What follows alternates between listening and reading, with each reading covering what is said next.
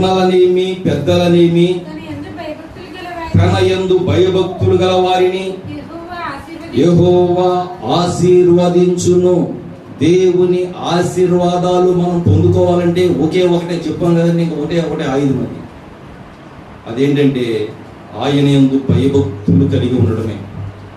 ఆయన యందు భయభక్తులు కలిగి జీవించితే గనక పిన్నలనేమి పెద్దలనేమి, అంటే నువ్వు ఒకవేళ చిన్నవాడువైనా, ఏ స్థితిలో ఉన్నా, ఎంత తక్కువ వాడువైనా సరే ఇలా ఆలోచన చేయొచ్చు.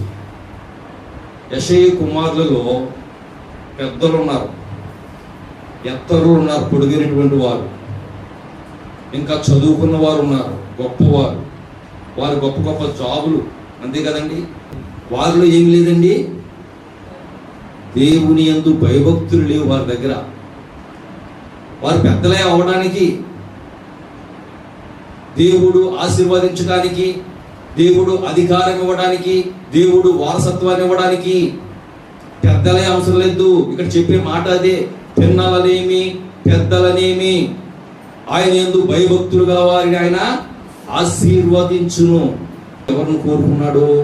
దావీదును కోరుకున్నాడు. ఆ గొర్రెల దొడ్డులో నుండి సింహాసనం మీదకి. ఎంత గొప్ప ఆశీర్వాదం ఉండదు. కారణం ఏంటో చెప్పమంటారా? ఇదే, ఈ వాక్యమే కారణం. దావీదు భక్తుడు తన అనుభవం నుంచి రాశాడు.